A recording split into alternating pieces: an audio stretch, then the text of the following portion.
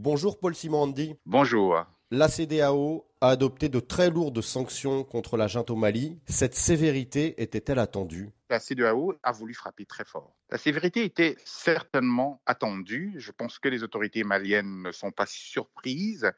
Il était clair que les chefs d'État avaient été très irrités par la démarche, notamment le nouveau chronogramme de la transition.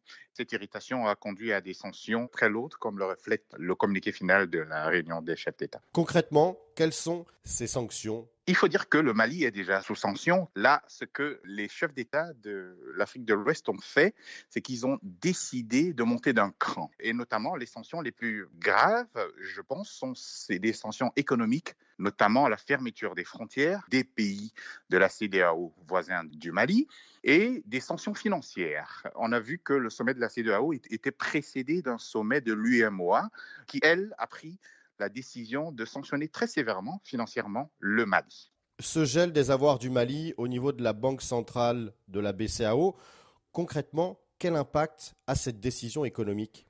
Alors, c'est une décision économique très forte dans ses effets, mais aussi au niveau du symbole. Payer les salaires des fonctionnaires va devenir extrêmement difficile pour le gouvernement de transition. Toutes les transactions économiques vont être difficiles, mais même décaisser les avoirs du pays dans les pays de la CEDEAO va devenir pratiquement impossible. Donc, c'est la marge de manœuvre financière de tout le gouvernement qui va être réduite, sinon anéantie, réduisant ainsi la capacité du gouvernement de transition en fait à gouverner. Quel est le but du jeu, justement, d'après vous, Paul-Simon Andy? Faire partir les putschistes?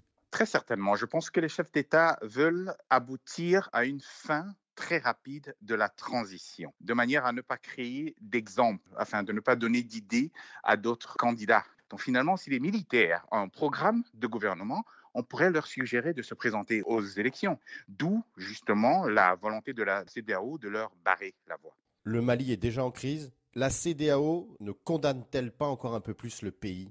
La CEDEAO, certes, condamne le pays, car au-delà de la dureté des sanctions, il faudrait quand même garder les institutions maliennes en vie. Il ne faudrait pas contribuer à enfoncer un peu plus le Mali, ce qui serait un échec de la CEDEAO. D'ailleurs, on peut se demander si cette multiplication des sanctions ne constitue pas non plus un échec. L'utilisation de la sanction est toujours révélatrice de l'échec de la capacité de l'organisation à maintenir une norme commune. C'est toujours le signe d'un dysfonctionnement. Qui doit aujourd'hui faire le premier pas? Est-ce que cette crise entre la CEDEAO et les autorités de transition maliennes peut se résoudre assez rapidement? Je pense qu'elle peut se résoudre assez rapidement et la CEDEAO devrait, à mon avis, faire le premier pas. Pour le moment, la CEDEAO s'est plutôt comportée en père fouettard. La CEDEAO devrait maintenant user de la carotte, faire le premier pas vers les autorités maliennes, présenter clairement aussi aux autorités maliennes en quoi elle peut être utile pour sortir de ce bras de fer, tenir par la main le gouvernement de transition et l'aider à mieux organiser sa sortie par des élections. Est-ce qu'aujourd'hui, Assimi Goïta peut faire, entre guillemets, sans la CEDEAO, notamment au niveau de cet isolement géographique et économique? Est-ce qu'il a une possibilité pour diriger le Mali différemment? Je ne pense pas qu'il soit utile pour le gouvernement de transition, pour Assimi Goïta, de vouloir contourner la CEDEAO. Ce serait suicidaire, ce serait dangereux, autant pour la junte que pour la population malienne qui se verrait souffrir pendant une longue période des effets des sanctions économiques et financières de la CEDEAO. Merci, Paul-Simon Andy.